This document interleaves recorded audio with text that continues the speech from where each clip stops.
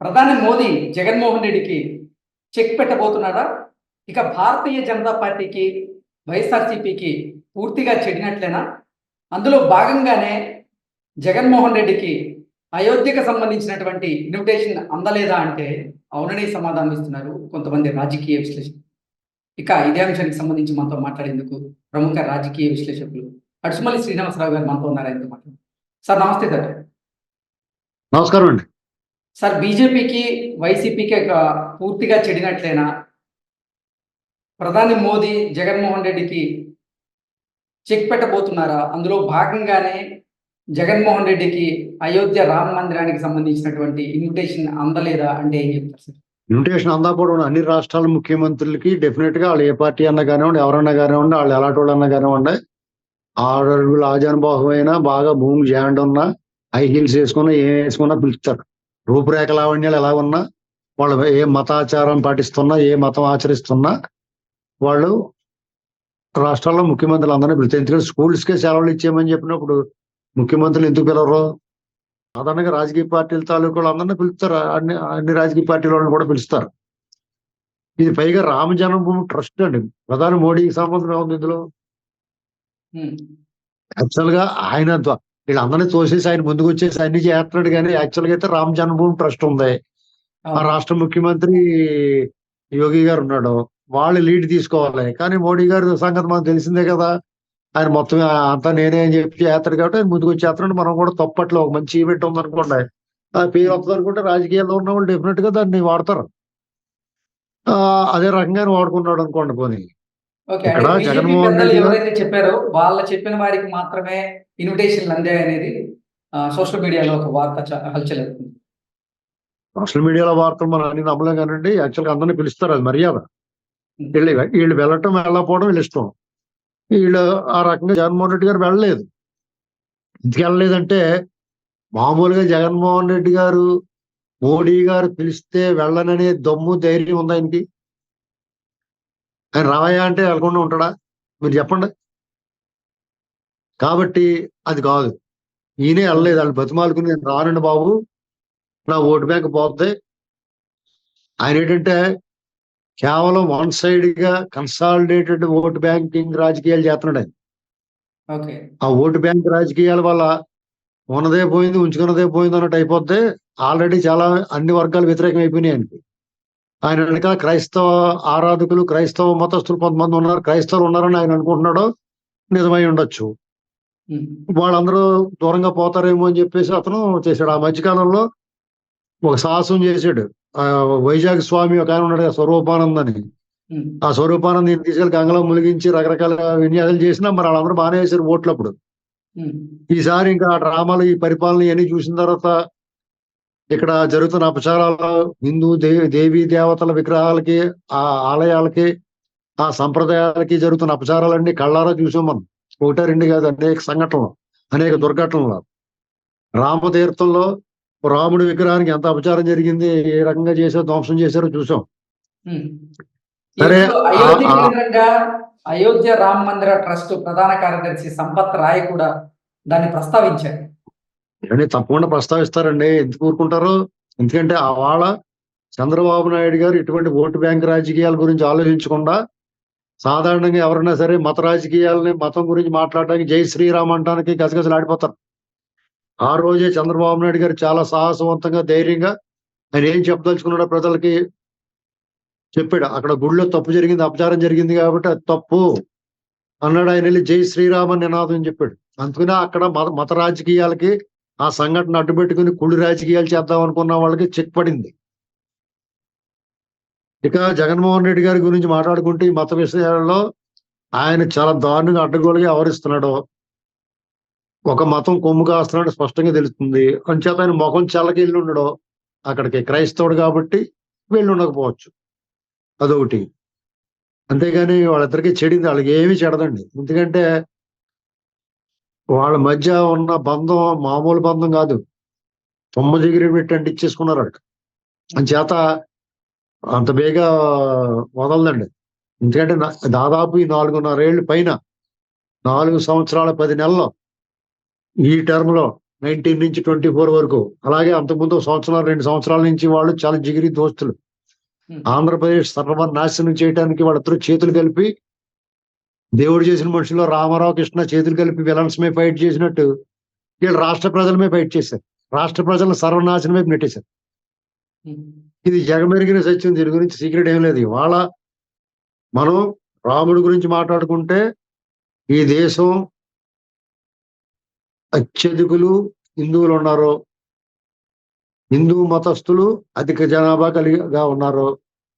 మిగతా అన్య మతస్థులందరూ కూడా ఈ హిందువులందరినీ కూడా వాళ్ళ మనోభావాలను గౌరవించాలి. వాళ్ళ తాలూకు ఒక మంచి కార్యక్రమం జరిగితే అందరూ కూడా నిజంగానే ఇతర మతస్థులు కూడా దీన్ని స్వాగతించారు. వాళ్ళు కూడా పాల్గొన్నారు ఈ సమరాల్లో.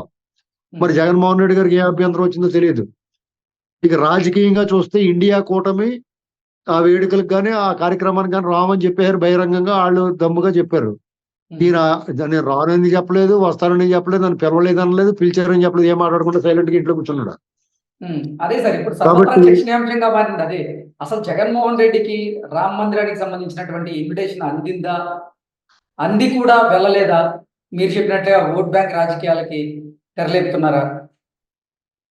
మీకు ఇన్విటేషన్ ఉంటదండి, వాళ్ళు రమ్మంటారు. బాబు నేను రాలేనండి, ఏమనుకోకండి, నేను వచ్చాను అనుకున్నాను, కాల్ పీసుకేసి వదిలించుకొని ఉంటాడు అంతే, బతిమాలుకుని అంతే. ఇప్పుడు చంద్రబాబు నాయుడు గారిని పిలిచారు ప్రతిపక్ష నేతనే, ఆయన ఎందుకు పిల్లరు? పవన్ కళ్యాణ్ గారిని పిలిచారు. వీళ్ళిద్దరిని పిలిచిందో రాష్ట్ర ముఖ్యమంత్రిని ఎందుకు పిల్లరు? రాష్ట్ర ప్రజలను అవమానించరు కదా. ఇప్పుడు జగన్మోహన్ రెడ్డి గారు ఏ మతం ఆచరించినా కానీ ఆయన రాష్ట్రానికి ప్రతినిధి కదా, ముఖ్యమంత్రి కదా, మరి రాష్ట్రానికి ప్రాతినిధ్యం వహిస్తున్నాడు కదా ఆయన. ఖచ్చితంగా పిలుస్తారు ఆయన్ని.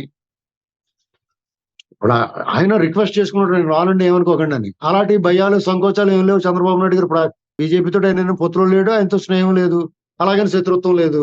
ఒక మంచి కార్యక్రమం ఆ రామ్ జన్మభూమి ట్రస్ట్ వాళ్ళు పిలిచారు, అందంగా గౌరవంగా వెళ్ళాడు, వాళ్ళు గౌరవించారు, సత్కరించారు, ఈయన కూడా దండం పెట్టుకుని వచ్చాడు. ఇప్పుడు రాజకీయాలు అంటారా? డెఫినెట్ గా మాట్లాడుకుంటారు. రాజకీయ నాయకులు రాజకీయం మాట్లాడుకోకపోతే సినిమా కవర్లు ఆ సలార్ బాగుందా లేదా, లేకపోతే మొన్న ఏదో వచ్చింది ఇంకో సినిమా గుంటూరు కారం సినిమా బాగుందా లేదా, ఈ మాట్లాడుకుంటారు వాళ్ళు. ఖచ్చితంగా రాజకీయాలు మాట్లాడుకుంటారు. రాబోయే రోజుల్లో ఎన్నికలు ఉన్నాయి కాబట్టి ఏంటి పరిస్థితి, కలిసి వెళ్దామా విడిపోయి వెళ్దామా, కలిసి వెళ్తే ఏంటి లాభం, లేకపోతే కలిసి వెళ్తే నష్టం ఏంటి, విడిపోతే లాభం ఏంటి నష్టం ఏంటి, ఇలాంటివన్నీ డెఫినెట్ గా మాట్లాడుకుంటారు. ఒకవేళ కలిసి వెళ్దాం అనుకుంటే ఎన్ని సీట్లు ఇవ్వాలి, కాబట్టి కొన్ని కండిషన్స్ ఉంటాయి, అన్కండిషనల్ గా కూడా ఉంటాయి, కొన్ని రకరకాలుగా ఉంటాయి. ఇవన్నీ డెఫినెట్ గా మాట్లాడుకుంటారు. మనం అంటే ప్రధాని మోదీ అసలు కేసీఆర్ కి జగన్మోహన్ రెడ్డికి చెక్ పెట్టబోతున్నారు, భారీ షాక్ ఇవ్వబోతున్నారు. అలాగే పాత మిత్రుడైనటువంటి చంద్రబాబు గారితో స్నేహపూర్వక వాతావరణం కోసం ఆయన వెంపర్లాడుతున్నారు, ఉవ్విళ్ళూరుతున్నారు అంటూ కూడా కొన్ని వార్తలు వస్తున్నాయి సార్. ఇప్పుడు వాళ్ళు ఉవ్విళ్ళు ఊరుతున్నారని ఎవరిని కూడా మనం కించపరచక్కర్లేదండి. ఇటు చంద్రబాబు నాయుడు గారు, తెలుగుదేశం పార్టీ శ్రేణులు కానీ, ఆంధ్రప్రదేశ్ ప్రజలు కానీ బీజేపీ మీద చాలా తీవ్ర ఆగ్రహంగా ఉన్నారండి, అది నిజం. కాబట్టి ఎవరు కూడా బీజేపీతో పొత్తు పెట్టుకోవడానికి ఇష్టపడరు, ఒక రకంగా భయపడతారు కూడా. కానీ పవన్ కళ్యాణ్ గారు మాత్రం చాలా సాహసం చేసి వాళ్ళతో చానాల క్రితం వీళ్ళంత దుర్మార్గం చేస్తాను కానీ వాళ్ళతో పొత్తెట్టుకున్నాడు ఆయన. నేను మళ్ళీ వాళ్ళని తీసుకొస్తాను పొత్తులోకి అంటున్నాడు, పైగా ఆయన వచ్చింది కాకుండానండి. ఇలాంటివన్నీ ఇప్పుడు ఎలా ఉంటదంటే, ఇప్పుడు కారులో గాలి లేదండి, ఒకటి ఎక్కుతాను గాలి ఉంది, అతను ఎక్కేసి మళ్ళీ వాళ్ళిద్దరిని కూడా ఎక్కించండి అంటే ఎలా ఉంటది? అలా ఉంది పరిస్థితి అక్కడ ఆంధ్రప్రదేశ్ లో వీళ్ళ పార్టీలో. సరే వాళ్ళ పార్టీలో పొత్తులు ఎలా పడతారు అనుకోండి, మోడీ గారు తాహతాలు ఆడుతున్నాడా లేకపోతే చంద్రబాబు గారు తాహతాలు ఆడుతున్నారా అనేటువంటి కాదు ఇక్కడ. వీళ్ళు డెఫినెట్ గా కేంద్ర ప్రభుత్వంలో అధికారంలో ఉన్న వాళ్ళతో రాష్ట్ర ప్రభుత్వాలకు అవసరాలు ఉంటాయి.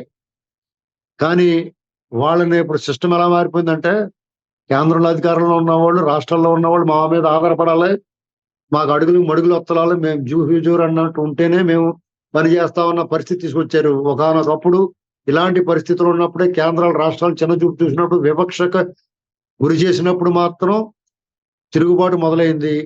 ముందు తమిళనాడులోను, తర్వాత ఆంధ్రప్రదేశ్ లో ఎన్టీ రామారావు గారు తెలుగువాడు ఆత్మగౌరవం నినాదంతో పార్టీ పెట్టాడు. ఇలాంటి పరిస్థితులు రాబట్టి కరెక్ట్ గా అలాంటి పరిస్థితులు ఇప్పుడు ఉన్నాయి. కాబట్టి చంద్రబాబు నాయుడు గారు ఏం కాంప్రమైజ్ అయిపోయి పొత్తుకి ఎగబడతాడని నేను అనుకోను. ఎందుకంటే రాష్ట్రంలో ఉన్న పరిస్థితిని బట్టి డెఫినెట్ గా బీజేపీతో అవసరం ఉంటుంది. బీజేపీ కేంద్రంలో అధికారంలో ఉన్న వాళ్ళతో ఖచ్చితంగా అవసరం ఉంటుంది. ఎందుకంటే వాళ్ళ చేతిలో సిస్టమ్ ఉంది, సిస్టమ్ మొత్తం పుచ్చిపోయింది, పురుగట్టేసి ఉంది. ఇప్పుడు అట్లా ఇష్టం వాడేస్తున్నారు, ఈడీని వాడేస్తున్నారు, ఐటీని వాడేస్తున్నారు, సిబిఐని వాడేస్తున్నారు. ఎలక్షన్ కమిషన్ వాళ్ళ చేతిలో ఉంది. వాళ్ళు ఏం చెప్తే తోలు బొమ్మలాటలాగా ఉంది వాళ్ళతో, వాళ్ళు ఏం చెప్తే అది ఆడుతున్నారండి. ఇక న్యాయ వ్యవస్థ మీద కూడా అనుమానం వచ్చేలాగా, అపోహలు వచ్చేలాగా వాళ్ళ ఆహారాలు కనపడుతున్నాయి. మనకు అనుమానాలు వచ్చేసేలా ఉన్నాయి. వాళ్ళు కూడా అలాగే ₹1 మనీ ట్రైల్ లేకుండా, ₹1 ఆధారం లేకుండా ఆయన 53 రోజుల పాటు జైల్లో పెట్టేశారంటే ఇంక దానికి ఇంకెవరికి వివరాలు చెప్పక్కర్లేదు ఏం జరిగి ఉంటుందో అక్కడ. పైగా 17A తీర్పు ఎలా వచ్చిందో చూశారు కదా. తూర్పు పడమరలాగా, ఉత్తరం దక్షిణలాగా, ఎడమకం పెడమకంలాగా వచ్చింది అది ఆ తీర్పు. కాబట్టి అది మళ్ళీ పైగా ఇప్పుడుగా ఫుల్ త్రిసభ్య ధర్మాసనానికి రికమెండ్ చేస్తున్నారు. వాళ్ళు ఎప్పుడు పెడతారో మళ్ళీ నీకు అలా మెడమే కత్తి అన్నట్టుగా. మెడమే కత్తే కాదు, ఏం తప్పు చేయలేదు కాబట్టి ఆయన ధైర్యంగా ధీమంగా ఉన్నాడు. అయినా సరే బెయిల్ మీద న్యూసెన్స్ కదా, చేయని తప్పుకి నేరారోపణ, అన్ని వేల కోట్లు దొబ్బేసినాడు, హాయిగా బెయిల్ మీద తిరుగుతున్నాడు, అసలు కోర్టుకి హాజరవ్వట్లేదు. దాని గురించి అడగరు. ఒక క్రూరమైన మర్డర్ జరిగింది గత ఎన్నికల ముందు, ఇప్పుడు వరకు దానికి అతి గతి లేదు. వాళ్ళందరూ రోడ్డు మీద తిరిగేస్తూ ఉంటారు. ఇవన్నీ చూసిన తర్వాత మరి కేంద్రంతో జాగ్రత్తగా ఉండాలిరా బాబు అనుకుంటారు, అనుకోరా? ఏంటండి, నిన్న కాక మొన్న హెలికాప్టర్ చంద్రబాబు నాయుడు గారు వెళ్ళి హెలికాప్టర్ దారి తప్పింది. అది యాదృచ్ఛికమో సాంకేతికమో ఎవరికి తెలియదు. మరి అదొక హెచ్చరికేమో, మీరు మాతో జాగ్రత్తగా ఉండాలి, మాతో కలిసి ఉండకపోతే ఇంకో ఇలాంటివి ఉంటాయని చెప్పి హెచ్చరిక చేశారేమో, ఎవరికి తెలుసు. కాబట్టి ఎవరైనా కేంద్రంతో సఖ్యతగా ఉండాలి. ఇలాంటి దుర్మార్గమైన పరిపాలన జరుగుతుంది. వ్యవస్థలు అదుపులో పెట్టుకున్న వాళ్ళు ఈ దేశాన్ని కబ్జా చేసి నియంతృత్వం, నిరంకుశం, దుర్మార్గం ఇలాగ వ్యవహారం చేస్తున్నప్పుడు ఏం చేస్తారు ఎవరైనా?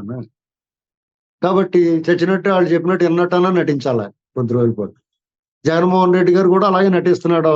పైగా ఆయనకేమో బోల్డెన్ కేసులు, వాళ్ళు ఎప్పుడు గట్టిగా తుమ్మేయడం కూడా వాళ్ళు నడని చెప్పి లోపల తీసిపోతారు. కాబట్టి ఆయనకి ఇంకా అలాంటి అదుపేం లేకుండా ఉన్నాడు. కాబట్టి చంద్రబాబు గారు సరే అన్నాడు, రాష్ట్రం కోసం ఆలోచిస్తున్నాడు. ఆయన కోసం అయితే ఆయన వాళ్ళకి భయపడక్కర్లేదు. ఆయన ఇంటికాడ కూర్చుంటే ఆయన ఎవడో ఎంపీకి కూడా ఎవడలేడు. ఆయన రాష్ట్రం ఏమైపోతుంది, వీళ్ళ చేతికి అప్పచెప్పేస్తే లేత కుందేలు పిల్లలు తోడేళ్ళకి అప్పచెప్పేసినట్టు అయిపోయింది ఆంధ్రప్రదేశ్. తోడేళ్ళు పీక్కు తిన్నట్టు తినేసిన ఆంధ్రప్రదేశ్ అంధకారంలోకి వెళ్ళిపోయింది. ఇంకా సర్వనాశనం. వాళ్ళందరూ బతుకు భయంతో బిక్కుమంటూ ఉన్నారు ప్రజలు అందరూ. వాళ్ళ కోసం కొంత కాంప్రమైజ్ అవ్వాలనుకుంటున్నాడేమో ఆయన. ఒకవేళ కాంప్రమైజ్ అయినా కూడా ఎవరు తప్పటక్కలేదు. వాళ్ళు అడుగుతున్నారు పొత్తులకి, వాళ్ళకే అవసరం ఉంటుంది. రేపు పొద్దున్న నిజంగానే చంద్రబాబు నాయుడు గారు అవసరం, ఆంధ్రప్రదేశ్ ఎంపీల అవసరం వచ్చిందనుకోండి కేంద్రానికి, అప్పుడు వాళ్ళు బొమ్మాట ఆడతారు మనం చెప్పినట్టు వింటారు. ఏదన్నా తీసి పడేయలేము. ఏమైనా వ్యక్తుల తాలూకు వాళ్ళ ఇంటెన్షన్ ఏంటి, వాళ్ళ వెనకాల ఏముంది, జగన్మోహన్ రెడ్డి ఏం పరిపాలన చేశాడు, ఏం చెప్పాడు, ఏం చేశాడు, అతని ఉద్దేశాలు ఎలాగ ఉన్నాయి, అతను ఎలా వ్యవహరిస్తున్నాడో, అతని పరిపాలన ఎలాగ ఉంది, స్పష్టత వచ్చేసింది అందరికీ. మోడీ గారు ఏంటి, అతను ఏం చేశాడు ఆంధ్ర రాష్ట్రానికి, అతని వల్ల ఏంటి ఉపయోగం, గతంలో పొత్తెట్టుకుంటే మాత్రం అతనితో కలిసి ఉంటే మాత్రం ఏం ఒరిగింది, ఇప్పుడు ఏం చేస్తాడో పెద్ద ఆశలు లేవాడికని. ఈ గంట గడిస్తే చాలు మా బతుకు మమ్మల్ని బతకనే ఉంటారు బాబు అని అడుక్కుంటున్నారు అంతే. అంతగా మించి ఏమి లేదండి.